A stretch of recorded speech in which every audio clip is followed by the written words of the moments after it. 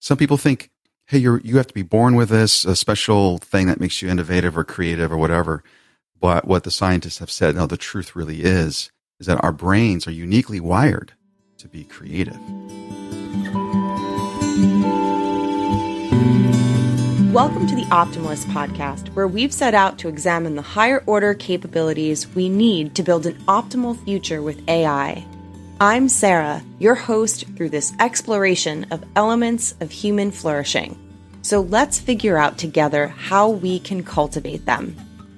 When today's guest reached out to me about possibly being on the show, he said this: "The best piece of advice that I've shared with my children is that the line between points A and B is never a straight one.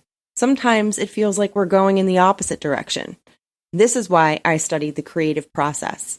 Creativity is all about failures, iterations, and discovery. Many think that creativity is something you have to be born with, but the truth is we are all wired to create.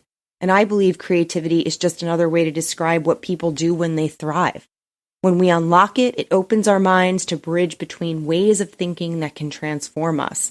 And I'd love to share this with your audience, insights from scientists and creatives that helped me develop a process. Are you in?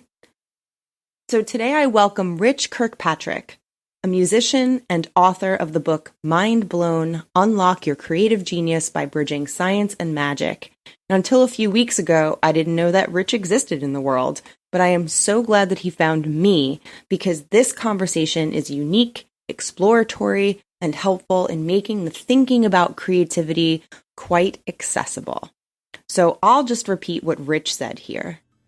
Are you in? Welcome to the Optimalist.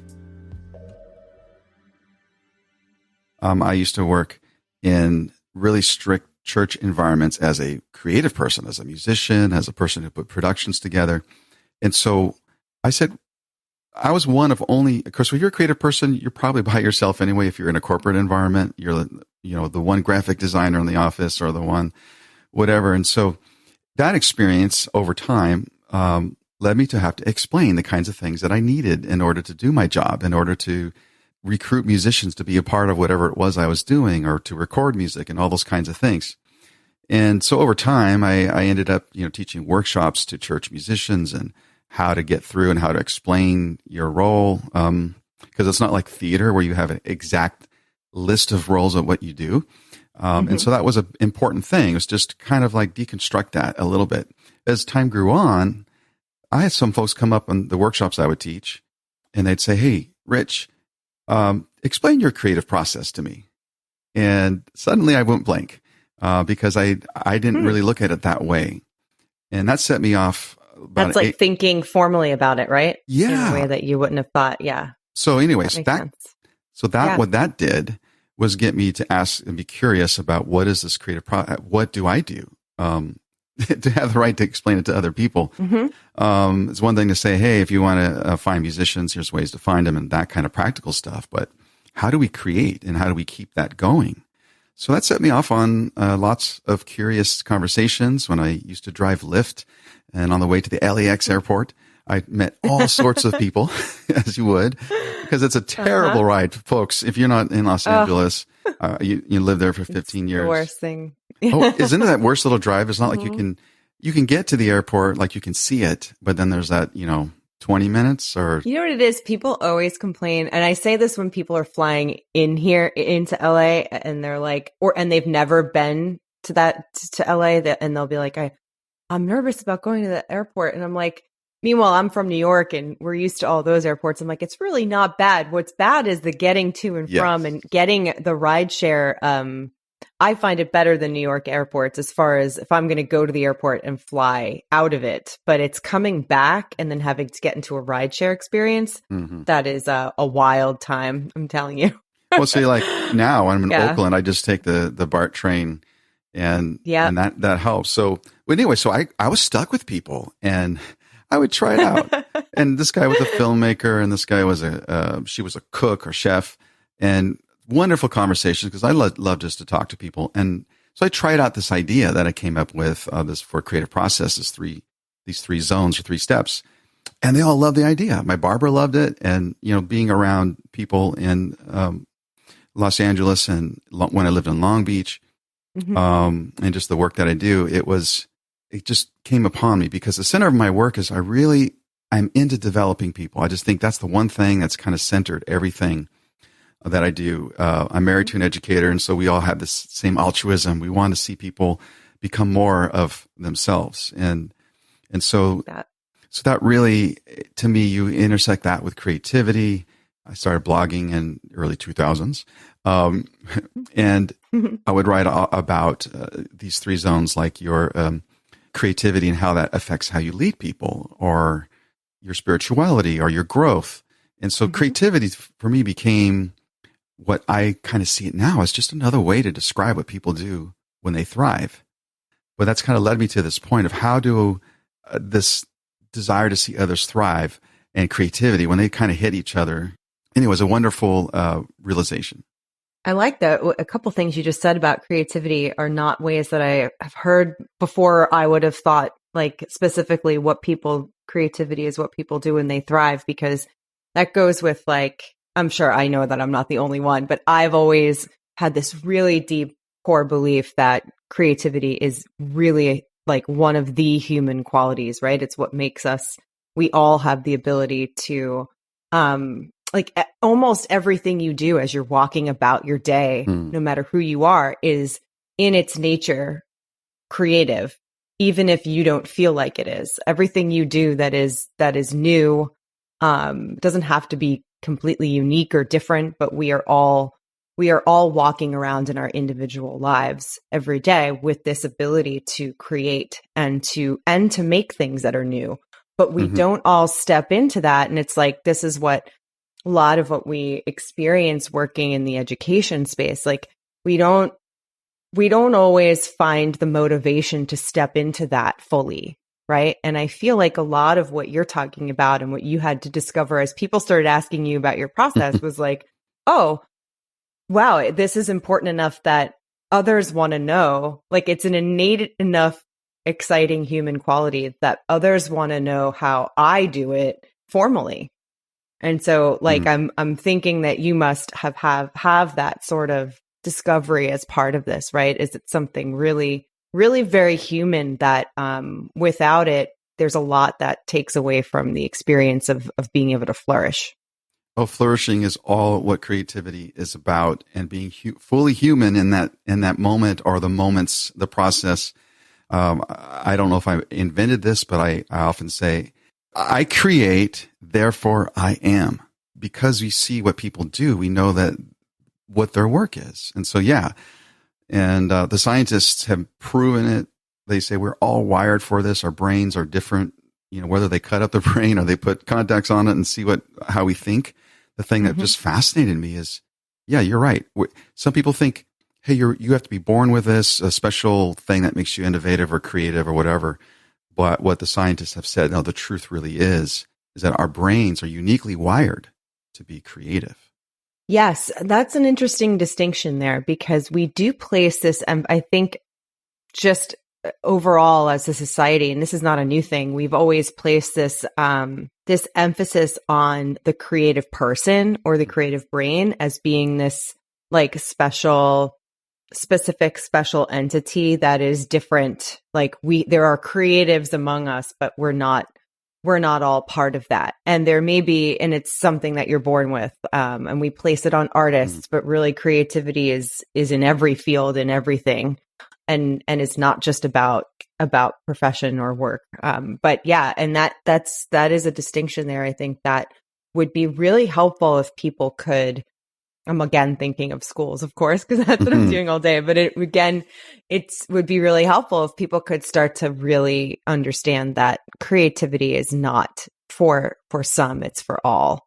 Yeah. So if you actually understand what the neuroscience tells us and what academics and artists even see in each other, is that it's an aptitude that all people have. But yet there's actually two ways, though, of parts of society that we see kind of these polar things.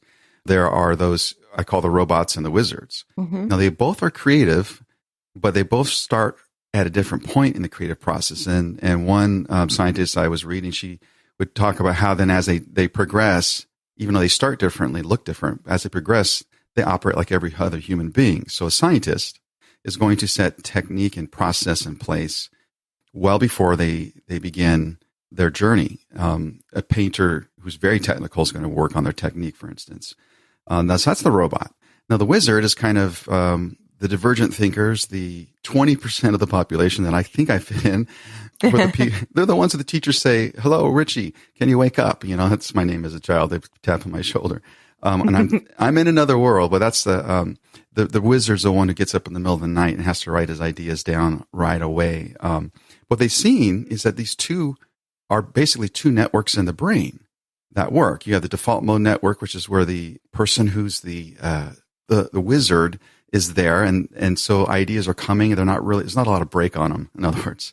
And then you have the other part, which is the essential executive network, which is where the convergent thinker, the 80% of people, and we focus so much on that in education. We focus so much on finding the one right answer. And the difference is idea generation on this side here with the wizard. You go from one idea and it goes everywhere. It goes to, and then what you do on the other side, convergent, is that you take and sort these ideas to find the best answer or the one right answer. And see, the thing is, you need both of these in creativity. Mm-hmm.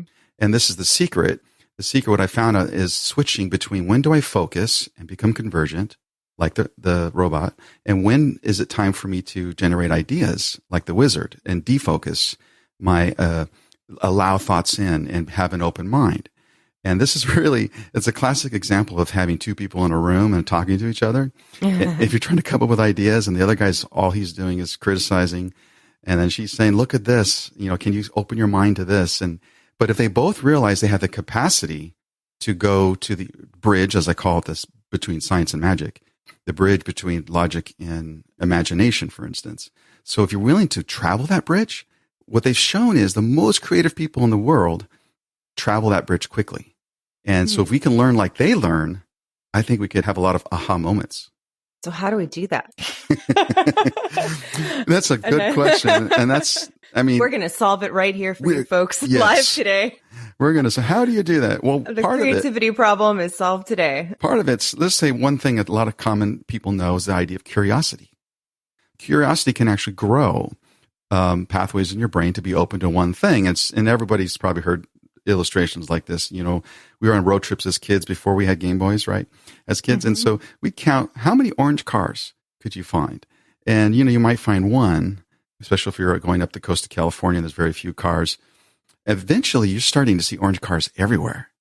And it's not that they just appeared, but your mind then is being trained to be curious and searching for things. And so that just represents one of the kind of things you can do to grow it. The other idea that people are somewhat familiar with is idea of flow. Mm-hmm. And that's when you get into this state where you're kind of in what they call kairos time instead of chronos time, where you're lost in this moment. And you can train yourself to get that way. What mindfulness does, by the way, is kind of help you switch between those things. And so the way this all works is, if I'm comfortable being the wizard, I'm going to not show up for appointments, or I'm going to get my paperwork late. But if I learn from the robot to get my paperwork on time, it's going to give me more freedom to be this wizard with so many new ideas, because I actually have them reservoired somewhere. So in essence, that's kind of the general gist of how I think like an educator would unlock some person's creativities by seeing, okay, they might need a little more structure or scaffolding so that their ideas can go somewhere. Because, ideas, okay, this is an idea. I don't know if I stole this or not again, but you can cite me because I might be the first person to say this. Stories are containers for dreams. Mm-hmm. And stories have like structure to them. And so you teach, my wife, I overheard her teaching English. She's an online teacher, and she's talking about, the rising action and the conclusion and things for a story. So you can look at just a structure, but you have the dream. If you have both of those things, the dream and the structure, that's how a person's creativity then can come to life. I'm involved a lot in the writing community and the literary community in and around Los Angeles. And one of the things that I belong to a group that's called the Poetry Lab, and it's one of its founders or its only founder, I'm not sure. She said once in a workshop that always sticks with me. I think of this constantly. Because she's a young woman in Los Angeles who started her own, I guess, business based on her wanting to be a poet and a writer for a living. And she said, let me start a business where we do poetry workshops throughout the area. We can do open mic nights. We can have book club, all of this stuff that goes into creating a literary life. But she said this thing once in a workshop that always sticks with me. And it was that we have this destructive idea of what it means to be a creative person, where the creative person is a little bit crazy and the creative person is messy and unstructured. And if we then extend that to being that our stereotypical idea of the creative person is some sort of an artist, then they're the person who's out of work or is always poor or can never figure out how to make money from their art. And she said that it's so destructive for us to continue to perpetuate that mindset in the modern age, because then how do I, as a 35-year-old woman in a major city that's hard to live in without money, how do I also stay sane and live a healthful life?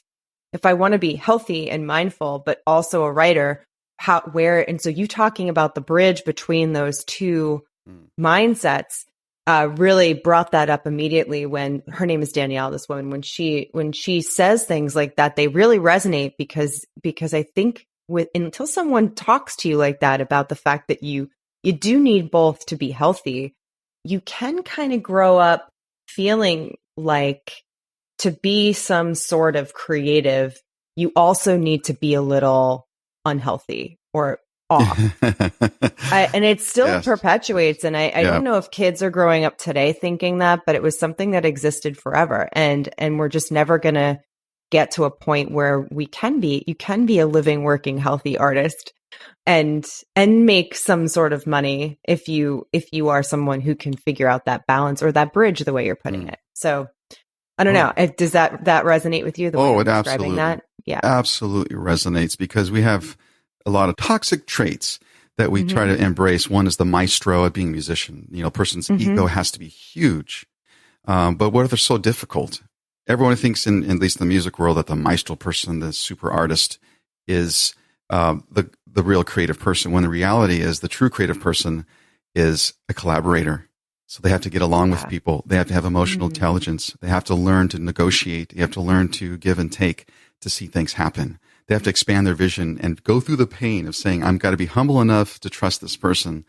If you think about it, the collaborator exists on the bridge, right? Oh, yes. Don't they have to go back and forth? Well, I'm into the metaphor here. And the other metaphor I use for like creative process, I call it the dream, the sandbox, and the story. And the sandbox, the dream is, of course, where your ideation, you get the ideas. That's where the brain is the wizard. And you come to this idea of the sandbox where you kind of switch between these two, of the robot and wizard, and you work within constraints. And so you learn what your budget is, you learn how much time you have, you learn what your canvas is, and you develop your idea. In tech world, they call that the sandbox for checking out software. So that's there. And then, of course, the story is how do we bring it out into the real world? And that's where we have to detail everything. I get it ready to be, like my book is to cover professional enough. And, I like have 10 people, you have 6 drafts of a book. People don't know this, and pain of editors going back and forth and all that stuff that happens as you finish your project. So anyway, but what we're talking about here is the idea of constraints, and it's not healthy as a human being to live without constraints, because time and space, physics, miracles happen in time and space. So if we're not in time and space, we're missing the miracle of just breathing in this moment. I was like going through I have some of the quotes. I'm guessing are they from your book, the quotes that are on your blog? Some of them might be. But I had some of those open before, and there's so many things that are similar between the quotes themselves, but you talk a lot. And also reminding me of this bridge metaphor, because I'm guessing that's all on purpose. Of course it is. Must mean you really believe this stuff. I love the bridge. We need bridges today. We have so many things like walls, Well, you mentioned a lot of things. You have a lot of things about nuance. That's one of your recent ones, right? Nuance, and a lot of things about being in the middle and having to think about not just where you belong, but being in the middle and having to piece things together. And that is kind of, I think, the essence of what you're talking about. Yeah, the bridge is just, it really is a way of thinking that allows me for nuance. And I think one of the quote you might have said is that certainty is my enemy and nuance is my friend. Mm-hmm. And so if I'm just only looking for certainty and I'm not willing to see gray and explore that, I'm going to miss out on the bigger picture for myself. And, our society, I think this is really important. We need to learn to bridge between what is an imaginative thought and what is critical thinking.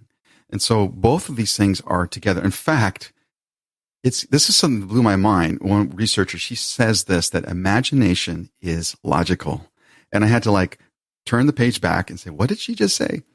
And she explained it this way. You walk towards a cliff and your body has all these things and it's too quick for your brain to come up with a list of here's the 10 things that could happen. But you're feeling like, okay, the wind might blow me off and, some, prank might happen and I'm on the other side of off the cliff. So what you're feeling is coming from the central executive of your brain telling you there's mm-hmm. dangers, but you're doing it in pictures and quickly in your brain to kind of protect yourself. So it's actually logical for you to have these reactions. And if we understand that, then we can kind of decode even what is healthy for us, what's not healthy for us, and listen to what our body tells us sometimes more than a lot of us in my generation that, so I'm over 50, mm-hmm. We were kind of told, no, don't trust those feelings yet. You just got to be critical and logical, especially if you're in technical fields, of course, my friends. But mm-hmm. all that to say is it's logical to be imaginative. And so if I'm not willing to go there and see possibilities, then maybe I'm not really grounded. I had never thought of it in that exact wording, logical to be imaginative, but it is reminding me of some of the research and reading that I've done extensively over the last couple of years about focus and flow, like you were mentioning before, but specifically about the many different kinds of focus that we have and that most of us are not tapping into all of them, and we're not really aware how to even utilize our own attentional skills. We think that we've lost the ability to pay attention, but there is a part of focus studies that talks about, it's almost like one of the most high levels of focus where you're not just, we think of focus as being really narrow on one thing or a few things and being able to switch between a few things. But if you widen that scope, they think of it in terms of what the most busy, powerful leaders have to do, where they have to be able to widen their scope and focus on many things at once, many people, many groups of people, many individuals within those groups, many ideas that are being formed within those groups, ideas that are coming new from their own brain. And in order to you're now talking about another metaphor for another kind of bridge, right? They have to think widely, about all of, it's almost like taking a floodlight, and they have to see, rather than it being a flashlight, it's like a floodlight of all of these people and ideas and teams and functions, plus future possibilities and problem solving. And that's just one part of it. That's part of what I was thinking, imagination being something that you have to have as part of that focus. But then also part of the focus studies is being able to know when you also need to just take a break from intensity and let your imagination wander, because that is where creativity, that's that other nuance, right? When you take, if I'm here at this desk for 4 hours and I'm doing video interview after video or whatever it is that I'm on a screen, and then and I'm hitting a block, then I try to write a blog after being 4 hours on video, and I can't. It's because I need to let my brain kind of dissipate a bit and get up and let the imagination kind of wander. And then I can come back and maybe suddenly the focus takes hold again. And I think we kind of we've gotten discouraged from this idea of mind wandering. And really that's something that brings us back to finding creativity, I believe. Well, you mentioned two main things here that are really excited me over time as I've been researching the creativity. the first thing is about like leaders and how the good ones can see broadly. They call that multi-framing. So what they're able to do is it's like multiverse, Marvel, we love Marvel. and you choose to say, I'm thinking of HR as a window, and I'm being empathetic institutionally about that. Then I'm thinking of the politics involved. I'm thinking then of another frame of the structure of the business. I'm thinking of the 4 frames here, the Bowman deal. The fourth one is symbolism. What's our values? And so a leader will have the ability to quickly switch. That's again, his bridge between many different things in front of them. Also, it's like one leader said in a book I read, that you're on the balcony and dance floor. You have to be able to switch between seeing perspective and then being in the moment. And so the mind wandering part, though, that you mentioned is really exciting because you have to play sometimes. And there are 4 points that for 100 years, academics around the world have reinforced from a guy named Graham Wallace way back in the day. And apparently he wasn't the greatest guy in the whole world, but he came up with this idea of these 4 steps in creativity, where I kind of stole that from my 3-step process, the dream, sandbox, and story. And basically you have this idea of preparation, where you get ready for everything. Then you have this idea of incubation, where you go under, and that's where you're talking about you got to withdraw, whatever. And then there's illumination, where the ideas actually then start coming. And then there's, of course, elaboration. And you go iteratively through this process again, and maybe recursively too. So this is where rest is so important. This is where your mind is always going to be working, in other words, but you can choose to find, something peaceful, or walking, by the way, is a big deal.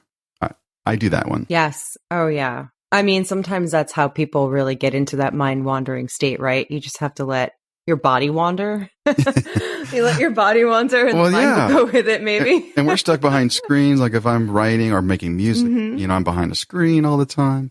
We're behind screens right now. And so for us to get up and just notice, hey, that's a pretty cool, the plant's blooming finally. Yeah. And to think about how educators can apply, I have a feeling that when people do listen to this episode, even though creativity is on our minds as educators all the time, but in the terms of like, how do I inspire or create spaces within a structured school environment that allow for more creativity. And a lot of that has come in recent years in things like a project-based learning environment, where it's a little bit less structured and more hands-on. Like there are a lot of different environments like that are embraced in schools, in formal school settings these days. But I'm wondering, like, I'm thinking about how that can even be pushed further, because I love this idea of embracing both the structure and the I don't know, not the imagination or whatever. The magic and the science is how I feel. Yes. That is to me the question about creativity. And I don't necessarily have all the answers, but Give us the answers. But I think it's identifying, first of all, 20% are going to be your divergent thinkers. So out of your classroom, you're going to have, 2 out of 10 who are not going to be as convergent. But they may be actually more adept at being able to come up with ideas and concepts at a higher level. And so the idea is, how do you take a dominant culture in an educational environment that teaches to get one right answer, and then begin to say, what kind of answers are going to take more imagination? And so how can you structure things so that both of those, you challenge both sides? So you say how do we take your imaginative thought and lead it to some conclusion? But how do you take your conclusion backwards and look behind your shoulder and see, what other opportunities could you have thought of? What other things could you have solved? What other ways can you solve this math problem that you found one way that works for you all the time, but maybe it's, and that's an exercise of the brain. So in doing so, you're going to teach, I think, critical thinking. You're going to teach people to be more, quote, what I call that nuance area, which requires whatever's more comfortable to you. It's bringing that student or that employee or whatever, yourself, to the other side to see it's awkward for me. I always call this embracing the awkward. So for me, it was embracing time management. I got to embrace time management, whatever, because I'm living on Kairos time all the time. And so I have to realize, okay, here's the clock. So I think that's kind of the key. I think that's the really key is how do you structure things so that you bring the bridge to both directions and knowing which people in the room need help going to where, and not doing them at the same time is the other thing that researchers kind of seem to say it all together, is you can't really do both of these ways of thinking in your own brain at the same time. Two people doing them are going to have conflicts, but if you're in your brain, you're going to be kind of like, it's the gas and it's the brake at the same time. And so that's where learning about the creative process is very important, because it's a human process. And if humans are wired this way, then I think we can learn better this way too. And so that actually leads perfectly into what my last couple of questions were going to be, is that your, I guess, audience for these kinds of discussions and for things like your book is really everybody. It's not like this is a book for people looking to be more creative, or I want to talk to people who are, artists. You're thinking about this as a human action. To thrive and flourish as a human being is to find out more of how we are made as a human being, or designed, and giving space for that to happen. And so that's my focus, and that's the desire. That's why I really think it's another way just to describe what we are when we are thriving or flourishing is what creativity. That's why war and these terrible things happening around us are tragic, because the loss of life is the loss of a human being. And what do they do? We're losing their creation. We're blowing up things as opposed to building things. And so the more we can build, the more we can get beyond a zero-sum thinking about ourselves and realize that the generosity for myself, to let myself create, is what's going to be generosity to my community and to those around me. When I was a senior in high school, I was the first class to take this because they had just offered a new elective for seniors that was a half-year course. And it was like kind of half an art course, but almost then like a philosophy course as well.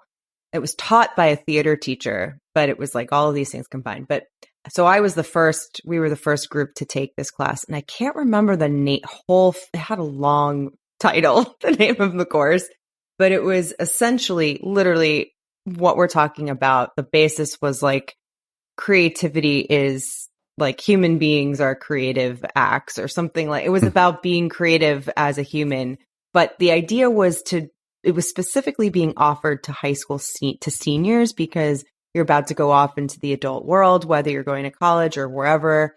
And where you're going to be pulled into a space where people are telling you not to play, and you have to start to be serious. Now you have to think about your real life. What are you going to do? And then all of the things that you've kind of not been asked to do, or suddenly, for 18 years are now going to be thrown at you in various degrees, not all at once for everybody. But at the same time, regardless of what your actual individual responsibilities become, you are increasingly being told at that point that to be an adult looks one way, but to be a child looks another way.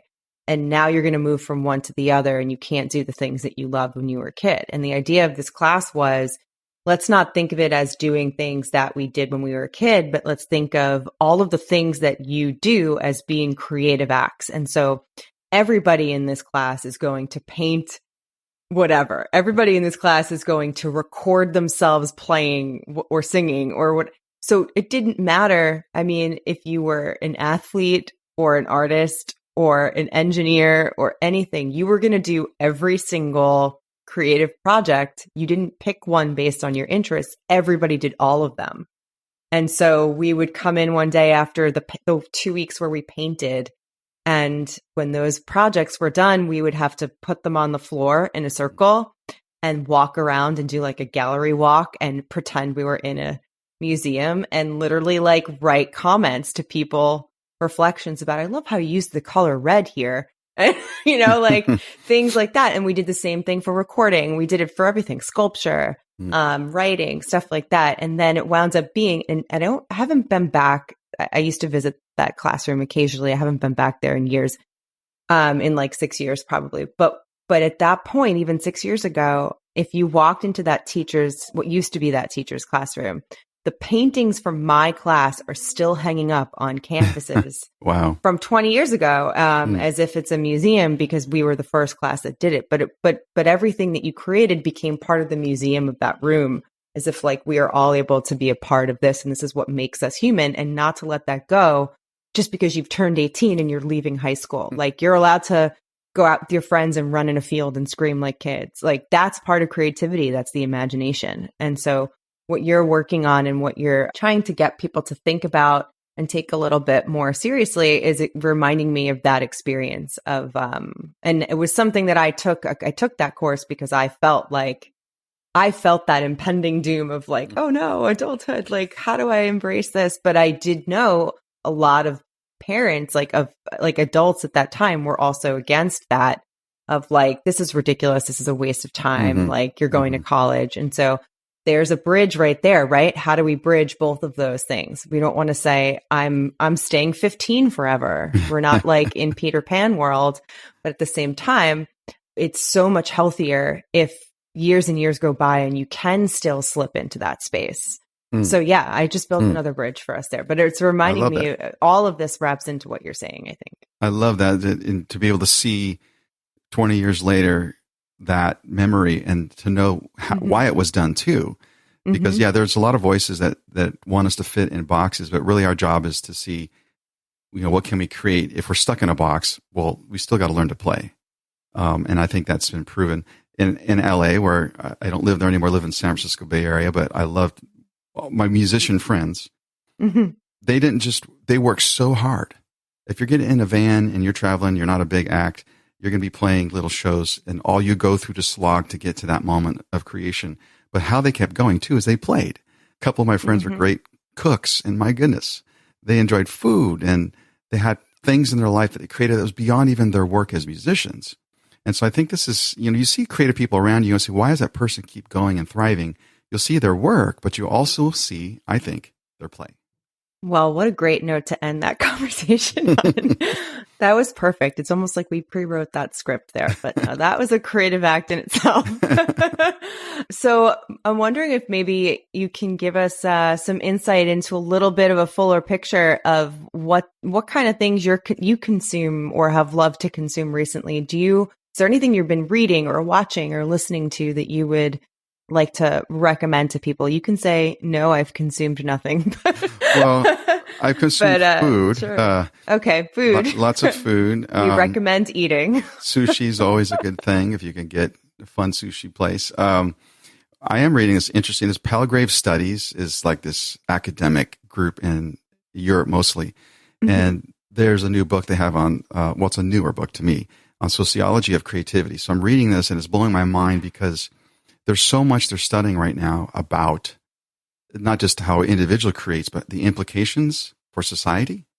And so my curiosity is going in that direction. And I'm reading a sci-fi novel that I forgot what the title is, but it's really cool. There's like these spiders, giant spiders that they're trying to fight from this village. So I'm like thinking about that in the back of my head. I can't remember the title of it, but we won't put that in the show notes until I know the title. Well, it's like 100 pages in, and it's like a 600-page novel my daughter gave me because I'm not normally a person who'd read fantasy, but it's again, okay, I need to read this because I'm getting into it. But again, my brain is, how can I understand fantasy literature if I'd never read it? So yeah.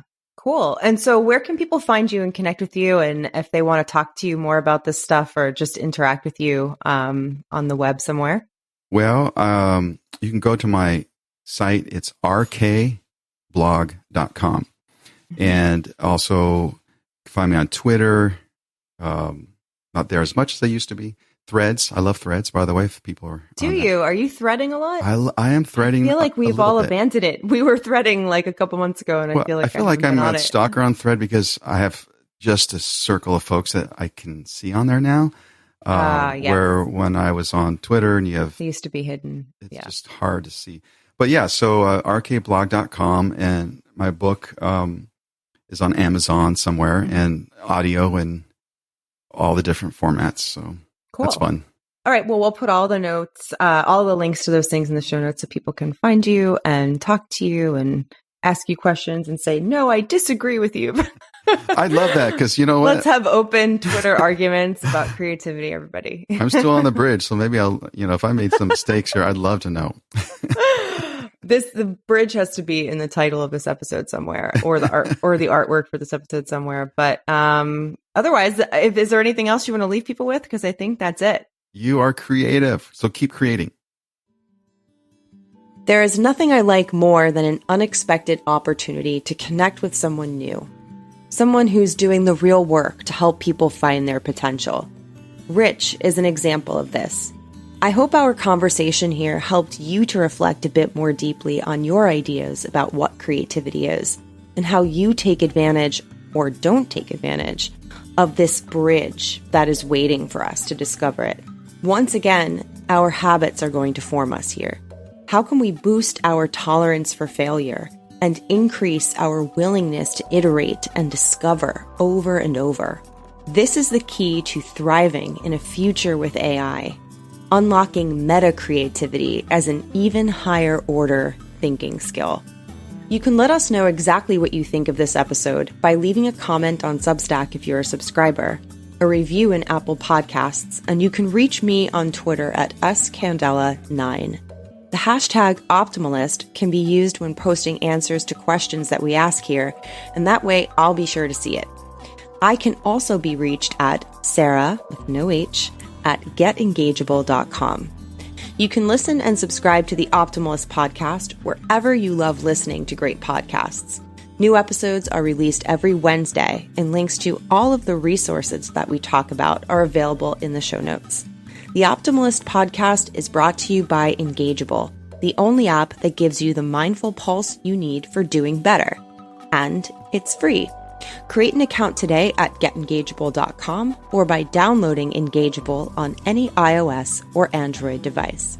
You can also follow us at GetEngageable on Twitter and Instagram. Thanks for listening to The Optimalist, and I'll be back next week with a new conversation. Stay engaged.